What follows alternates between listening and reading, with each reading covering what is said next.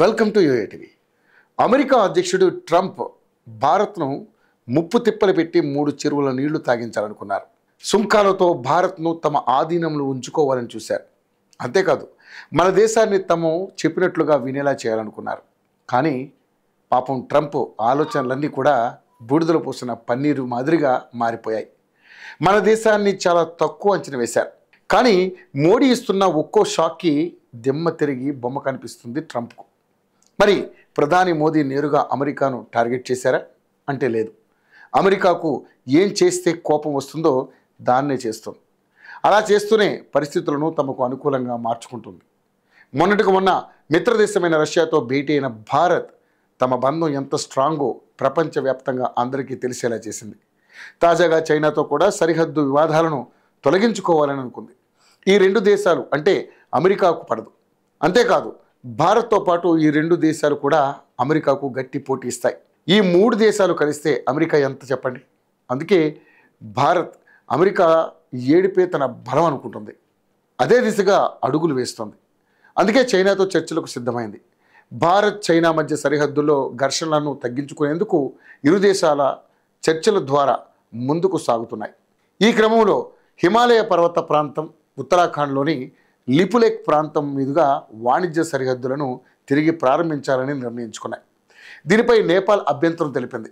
ఈ క్రమంలో నేపాల్ వ్యవహారంపై భారత విదేశాంగ శాఖ స్పందించింది. రణధీర్ జైస్వాల్ మాట్లాడుతూ లిపులేక్ కనుమల ద్వారా భారత్ చైనా మధ్య సరిహద్దు వాణిజ్యం 1954లో ప్రారంభమైంది. దశాబ్దాలుగా వాణిజ్యం కొనసాగుతుంది. ఈ విషయంలో భారత్ వైఖరి స్పష్టంగా ఉంది. ప్రాదేశిక వాదనలను ఏకపక్షంగా విస్తరించడం సాధ్యం కాదు. వాణిజ్య మార్గంపై కాఠ్మండు ప్రాదేశిక వాదన అనుకూలమైనది కాదు. చారిత్రక వాస్తవాలు ఆధారంగా లేవు. కోవిడ్ ఇతర పరిణామాల కారణంగా వాణిజ్యానికి ఇటీవల సంవత్సరాల్లో అంతరాయం కలిగింది. ఇప్పుడు దానిని తిరిగి ప్రారంభించడానికి 2 వైపులా అంగీకారం కుదిరింది. సరిహద్దు సమస్యలను పరిష్కరించడానికి దౌత్యం ద్వారా నేపాల్తో నిర్మాణాత్మక పరస్పర చర్యకు భారత్ సిద్ధంగా ఉంది అని స్పష్టం చేశారు. అయితే నేపాల్ పశ్చిమ సరిహద్దు లింపియాదురలో 56 కిలోమీటర్ల దూరంలో ఉన్న లిపులేక్ కనుమ ద్వారా సరిహద్దు వాణిజ్యాన్ని తిరిగి తెరవడానికి భారత్ చైనా ఇటీవల అంగీకరించాయి.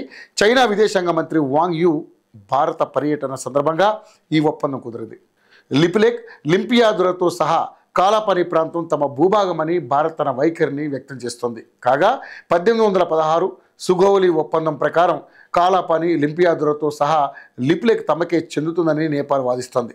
ఆ ప్రాంతంలో రోడ్డు నిర్మాణం, రోడ్ల విస్తరణ, సరిహద్దు వాణిజ్యం వంటి ఎటువంటి కార్యకలాపాలను చేపట్టవద్దని నేపాల్ ప్రభుత్వం భారత ప్రభుత్వాన్ని కోరుతోంది.